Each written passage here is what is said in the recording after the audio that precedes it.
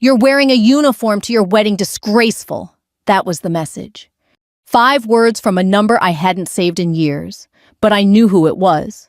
My father, retired Colonel Frank Halstead, former 82nd Airborne, full bird, and forever disappointed in his only child. The text lit up my phone just as I stood behind the closed chapel doors, heart steady beneath my white navy dress uniform. The gold buttons gleamed, 4 stars on my shoulder. Rows of ribbons I'd earned, not collected, decorated my chest like silent sentinels of the past 25 years.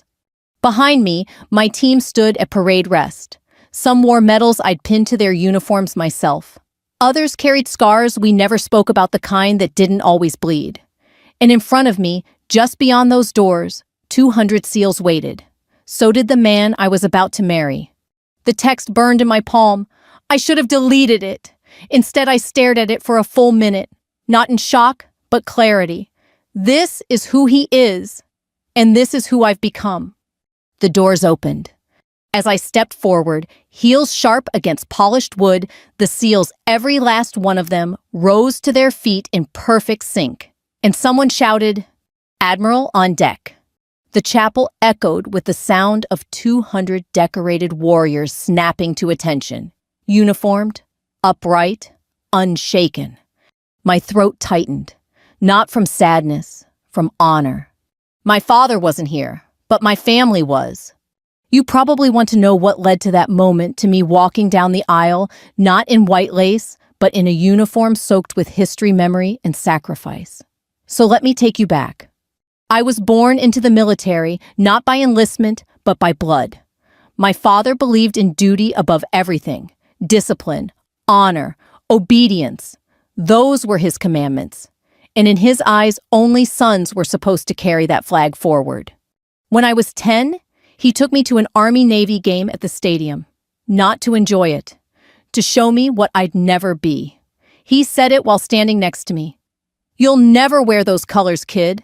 Leave the uniform to men who can handle it." I didn't cry. I never did. Instead, I listened, watched, remembered. My room was decorated with medals he never let me touch. I ironed his dress uniforms growing up, memorized every regulation before I was 16. But the moment I told him I'd applied to Annapolis, he didn't speak to me for a year. The silence was louder than anything he could have said. When I was accepted, he dropped a manila folder on my bed. Inside, applications to law schools, nursing programs, teaching positions. Not a single one with an anchor on the seal. At the Naval Academy, I learned fast that being a woman in uniform meant walking a razor's edge twice as sharp, half as fair. I worked harder, studied longer, endured more, but I earned every bar.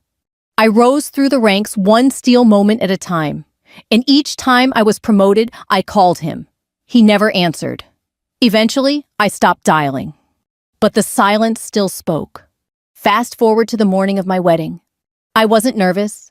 I'd stood on foreign soil with mortars falling around me. This was just a ceremony. But the uniform, the one I wore that day, wasn't a statement. It was a truth. My fiancé, James, was a civilian, quiet, intelligent, grounded. He once told me, "You in uniform is the most honest thing I've ever seen. Why would I want you in anything else?" So I wore white, just not his version of it. The plan was simple, a modest ceremony at the Naval Chapel. No bridesmaids, no frills. Just us and the team. The SEALs I'd led, fought beside, and bled for. They showed up uninvited, said it was non-negotiable, said they couldn't let me walk alone. I didn't expect a crowd. I didn't expect tears. And I didn't expect that text. Disgraceful. He didn't say congratulations. He didn't say good luck.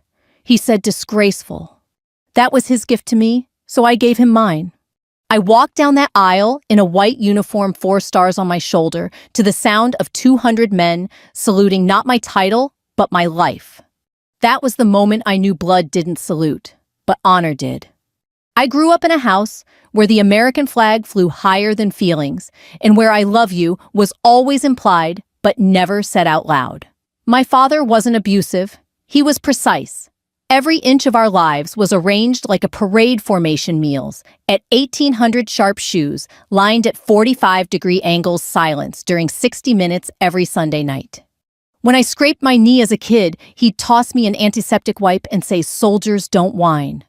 Even back then, I didn't mind. I admired him, respected him, wanted to be like him. That was my first mistake. Colonel Frank Halstead served 3 tours in Vietnam and never stopped reminding people of it. To his credit, he earned everything the hard way, climbed from enlisted to officer, led men through jungles and ambushes. Bronze Star, Purple Heart.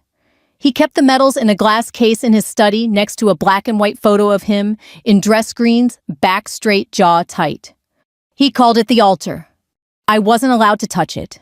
And I didn't until he made it clear I'd never be worthy of it. My mother, on the other hand, was soft, where he was stone. She taught literature at the local high school, wore flowy cardigans, and read me Emily Dickinson at bedtime. She called me her stormbird, wild fierce, a little too strong for my own good. She was the only reason I didn't leave home the day I turned 18. I remember sitting between them at dinner once in high school. I'd gotten an award for a leadership program, and I told them I wanted to go to a summer boot camp in Annapolis. Mom beamed. My father didn't look up from his peas. "You're not cut out for the military. That's not how we build families."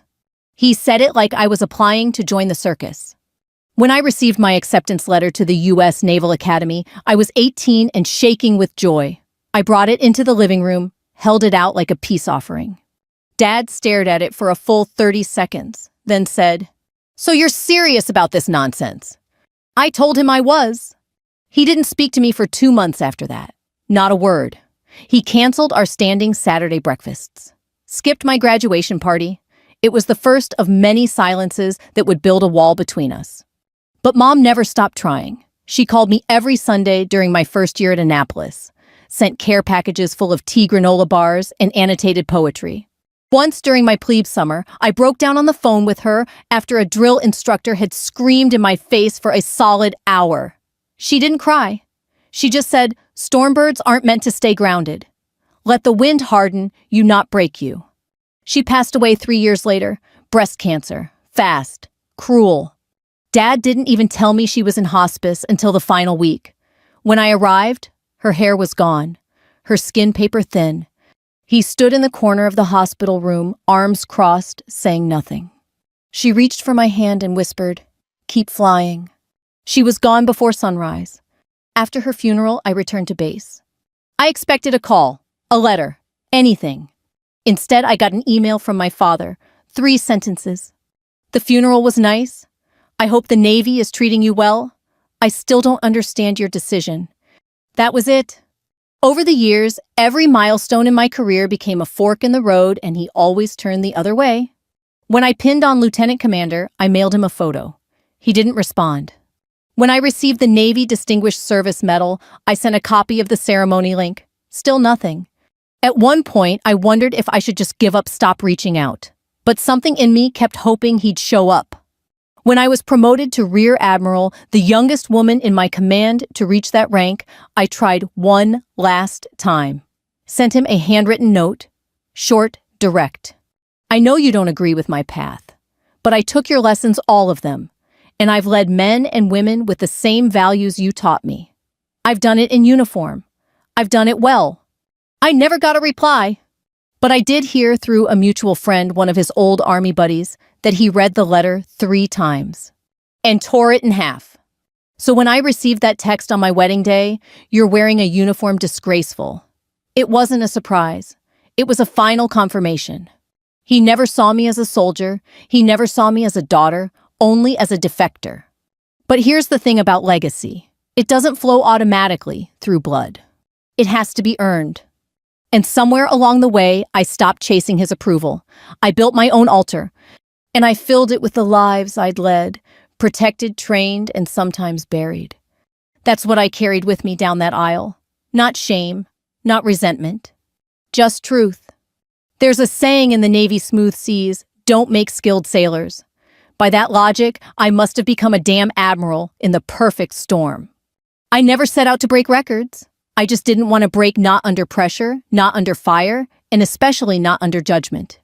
After graduating from Annapolis, I was stationed in Okinawa. My first assignment wasn't glamorous paperwork logistics, keeping men twice my size in line. Most figured I wouldn't last a year. I lasted 5. I wasn't the loudest voice in the room, but I paid attention. While others chased promotions, I chased excellence. Every time a door slammed shut, I learned the hinges. Every time I was underestimated, I took notes. There was a turning point 2007, a classified operation off the Somali coast. One of our supply teams was ambushed during a recon run. 2 were injured, 1 trapped. I was a lieutenant commander at the time, technically not required to deploy boots on ground. But I went anyway. The situation turned fast. We were pinned behind rusted shipping containers, bullets chewing through steel like paper. One of our boys was bleeding out his leg, mangled below the knee. I dragged him 40 yards under fire, cinched a tourniquet with one hand and radioed medevac, while my other hand held pressure on his femoral artery. By the time we reached the evac chopper, my uniform was soaked red, and I'd taken 2 pieces of shrapnel through my side. I refused the stretcher. They called me Iceback after that, said I bled ice, not blood. But I wasn't proud of the name. I was proud the kid lived. He still sends me a Christmas card every year. His daughter's name is Avery after me. That was the moment command started to take notice. Suddenly, I was the exception. They said I had grit, leadership, poise under pressure. But what they didn't see were the hours I spent in recovery, grinding my molars through pain, teaching myself to walk without a limp. Pain never stopped me, but invisibility did. Even when I saved lives, someone else always got the headline. That's how it is when you don't fit the mold. But I learned to stop chasing spotlights. Instead, I became the lighthouse. By 2015, I was commanding training operations at Coronado. SEAL selection had its own politics, some of it ugly. I watched good candidates get washed out for the wrong reasons. So I rewrote the training modules. Quietly, thoroughly, implemented new safety protocols, mental resilience checkpoints, and recovery systems. Within a year, dropout rates dropped by 12%. Injury rates halved. I didn't get a medal for it, but I got something better. Respect. Even the old brass started calling me ma'am with sincerity. And the men, the ones who mattered, they followed me without hesitation. When I made Rear Admiral, I received a standing ovation from my unit. The next morning, I checked my inbox. No email from my father. Not that I expected one, but later that week, I ran into one of his old West Point buddies at an event in D.C. He approached me, glass of bourbon in hand, and said, "Frank says the Navy's getting soft if they're promoting women like you." Then he smiled. "But he keeps your picture in his office. Won't admit it, though." That stung more than I wanted to admit. Love in silence still felt like absence. I kept rising. It didn't feel like a climb, more like a long uphill swim through cold, invisible currents. I served in South Korea, Bahrain, and eventually Norfolk. Everywhere I went, I left things better than I found them. People started calling me a quiet reformer. I preferred just officer.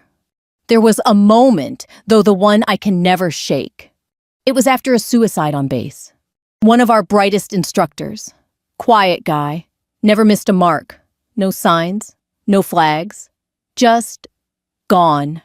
I was the first to read his file. Tucked inside was a note. "Tell Admiral Halstead thank you. She's the only one who ever saw me." I didn't cry at first, but later that night, alone in my office, I pulled off my ribbons one by one and wept. Not from weakness, from the weight. After that, I made it policy every unit under my command would have mandatory monthly check-ins, no excuses. You didn't just train hard. You trained with eyes open to the people around you. It didn't make headlines, but it saved lives. That to me was real leadership. When the final promotion came to full admiral, I was standing alone on the deck watching sunrise over the water.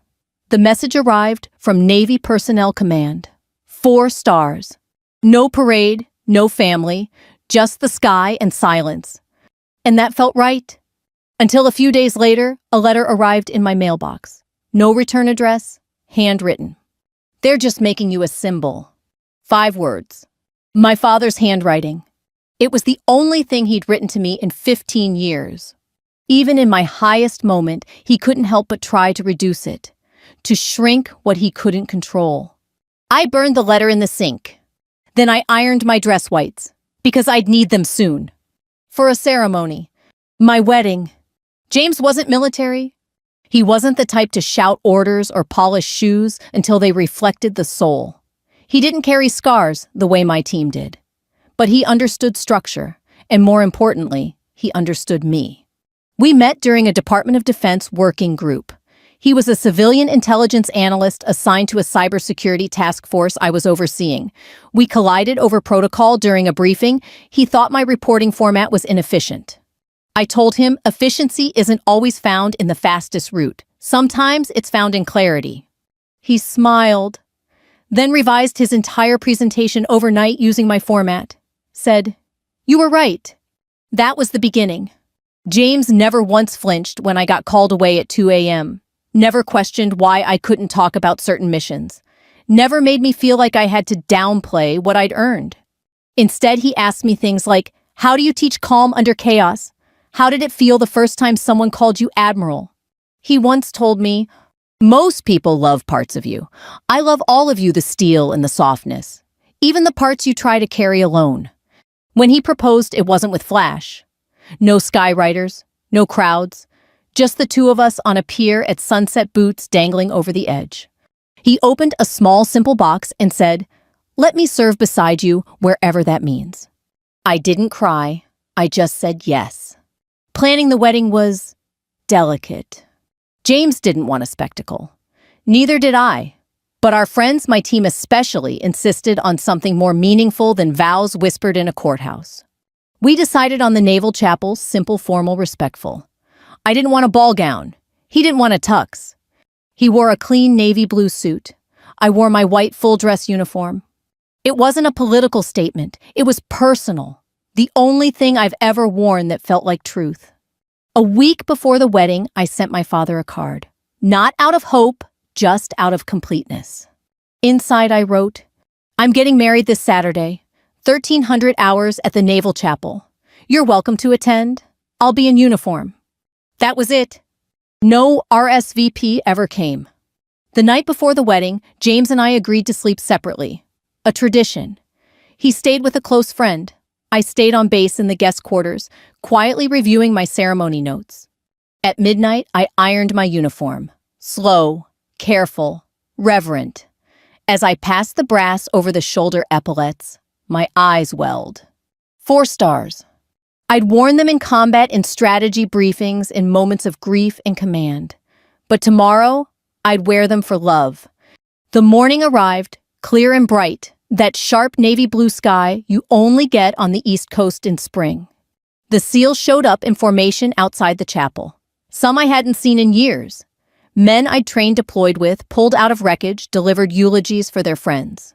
No one told them to come. They just did.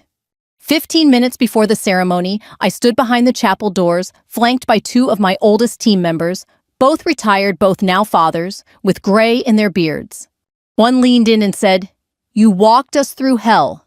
Let us walk you to something better." I was ready, peaceful, until the phone buzzed. I glanced down. A message. From a number I hadn't saved, but would never forget. "You're wearing a uniform to your wedding, disgraceful." No name, no congratulations, no apology for the silence of 2 decades. Just that. I should have felt anger. Instead, I felt something colder. Clarity.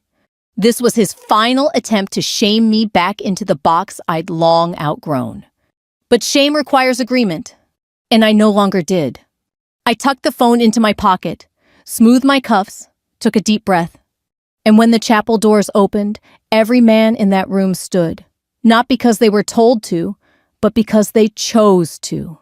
A single voice rang out. "Admiral on deck." The echo bounced off stained glass and polished wood. My heart didn't race, it settled. Because in that moment, surrounded by people who'd seen me at my fiercest, my most broken, my most human, I knew I wasn't walking toward tradition. I was walking into a truth I had forged from fire. I walked that aisle with steel in my spine. Not because I was trying to prove a point, but because I didn't have to. I had already become the point. The aisle felt longer than I expected. Not in the daunting, anxiety-inducing way most brides describe, but in the quiet, reverent sense of crossing a line from one life into another.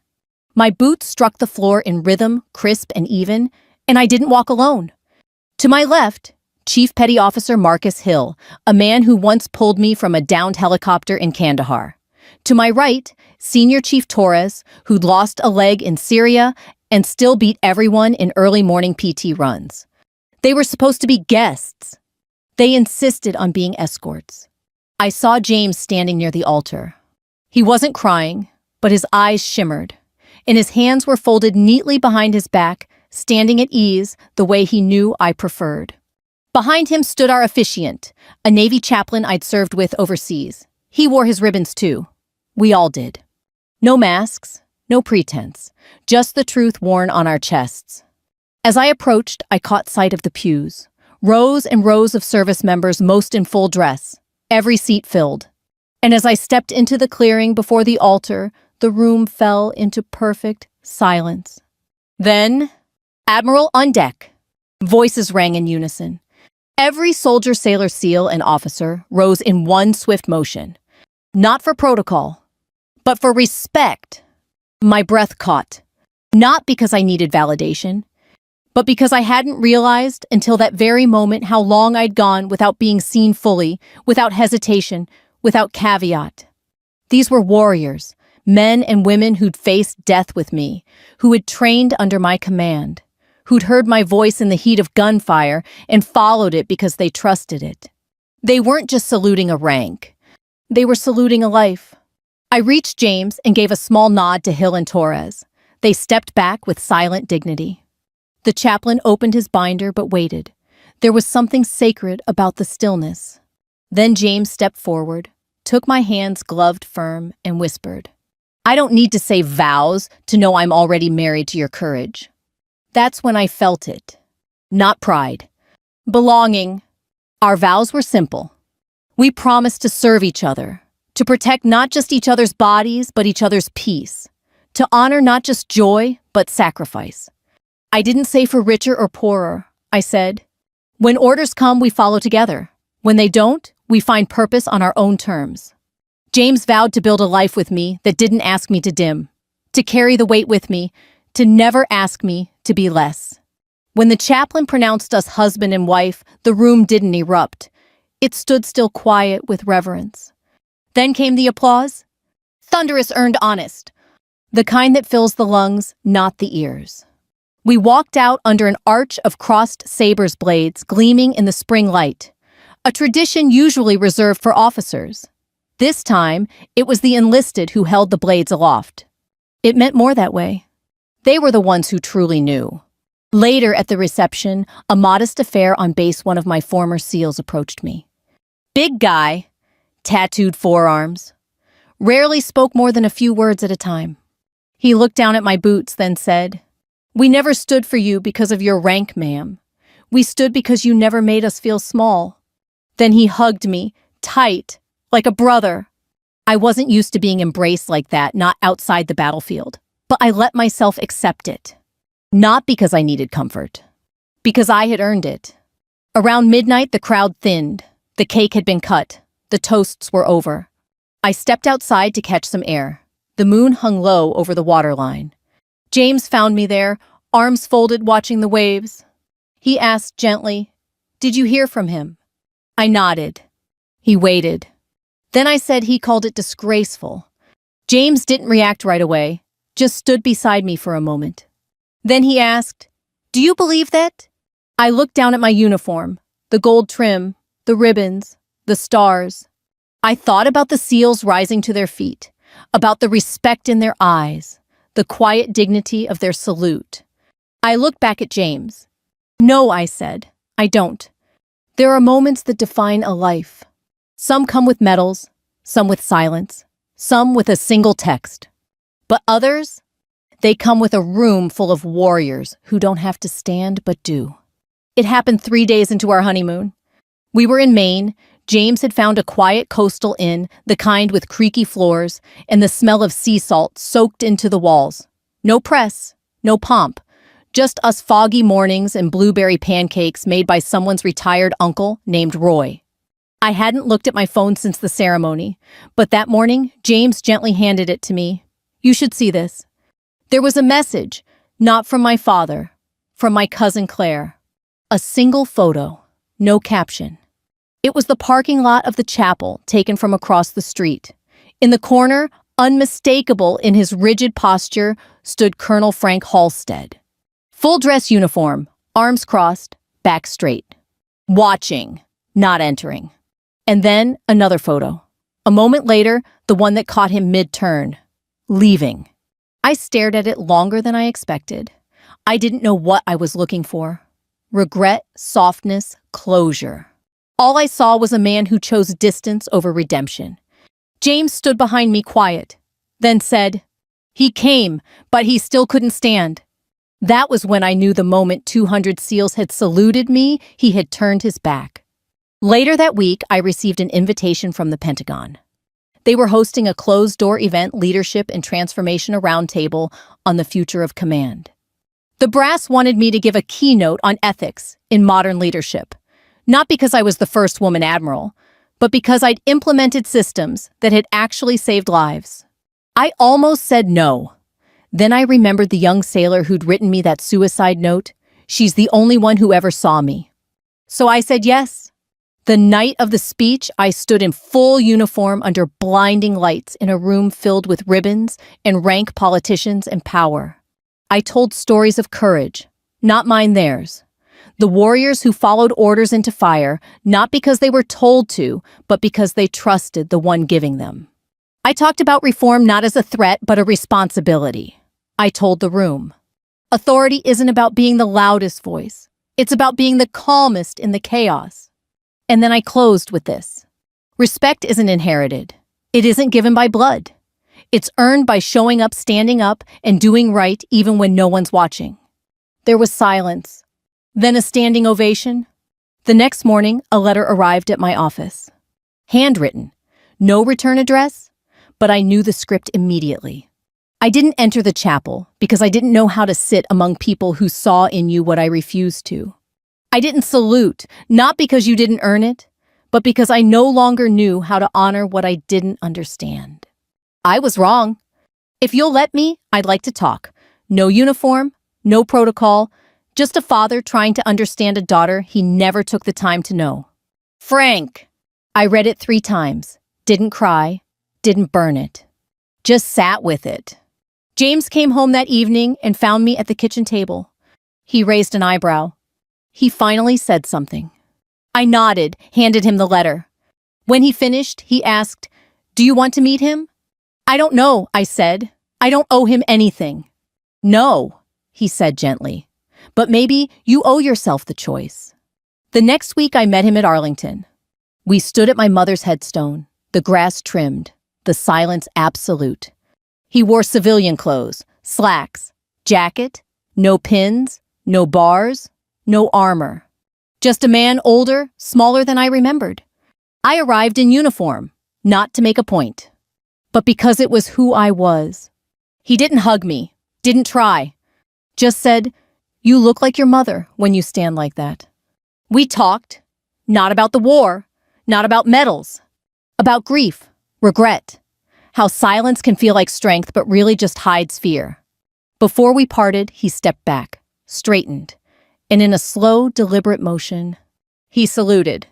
Not a crisp military gesture, not perfect form, but earnest, and it landed harder than any medal I'd ever received. I returned the salute, not because he'd earned forgiveness, but because finally he'd chosen truth. That night, I lay beside James and whispered, he saluted. James didn't ask what it meant. He just held my hand, and we fell asleep to the sound of rain on the roof. Some people think revenge is about destruction, but sometimes the most powerful reckoning is recognition. 6 months after the wedding, I received a call from Navy Personnel Command. They asked if I'd consider taking oversight of a new joint operations initiative, one designed to restructure interbranch training protocols and integrate ethical command leadership. It was the kind of project I would have dreamed of 20 years ago. Now it felt like legacy in motion. I accepted. And as part of the project, I returned to bases I hadn't stepped foot on in years, including the one where I'd first led a platoon of skeptical, stubborn sailors who thought I was just a publicity stunt. They remembered me, and they stood when I walked in. On one of those visits, I ran into a familiar name on the roster, Corporal Avery Patterson. I smiled. The little girl named after me now in boots of her own. She told me she joined because her dad said I saved his life. Sometimes you don't realize how far your reach extends until it circles back and salutes you. Back at headquarters, I was approached about a civilian partnership with the Defense Education Initiative. They wanted to use my leadership methods to help train ROTC instructors across the country.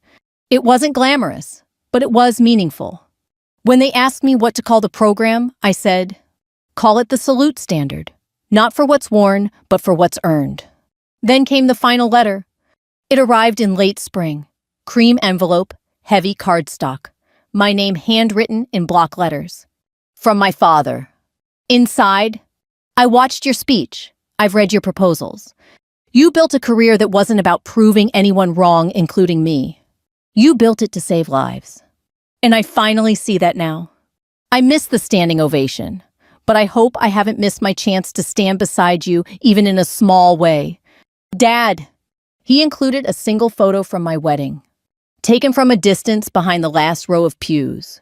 I hadn't known someone had captured it. In the image, 200 men stand saluting. And in the back, a lone man, arms at his sides, watching. Not saluting. Not yet.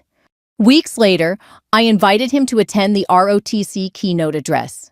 He came, sat in the back, said nothing.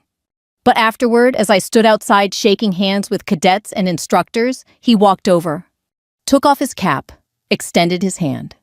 I took it. No cameras, no audience, just the two of us. I'm proud of you, he said, then quieter, and I'm sorry it took me so long.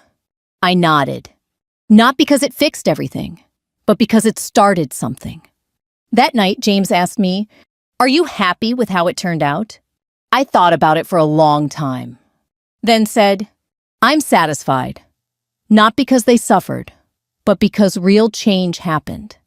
The buildings are safer, the program stronger, the silence broken. And the girl who once ironed her father's uniform now has cadets ironing theirs because of what she built. He smiled and kissed the top of my head. Would you ever forgive him? He asked. I said, forgiveness isn't a transaction. It's a path. And today, we took a step. 1 year to the day after my wedding, I stood on a stage accepting the Department of Defense's Excellence in Ethical Command Award. James was in the front row, so was my father. As I stepped to the podium, a group of cadets in white stood and saluted. And from the far right corner, so did Frank Halstead. This time with his hand to his brow. Afterward, as we walked out into the warm evening air, my phone buzzed. A message from one of the SEALs from my unit. Still thinking about your wedding day, ma'am? Never seen that many warriors cry during a ceremony. That was the day we realized something. Blood didn't salute, but we did. I looked at James, showed him the message. He nodded. You going to respond? I typed back. Some gifts can't be returned, but some salutes, they stay with you forever. Some people say revenge is about crushing what crushed you, but I've learned that the most lasting power is choosing to build what they never believed you could. You don't always have to swing back. Sometimes you just have to stand tall. Let them look up to reach you. If this story moved, you take a moment to reflect who stood for you when others didn't. When did you rise above what was meant to break you? Leave a comment if you've ever turned betrayal into clarity and silence, into your own kind of salute. And if you'd like to hear more stories of resilience, truth, and quiet triumph, please subscribe. We rise together.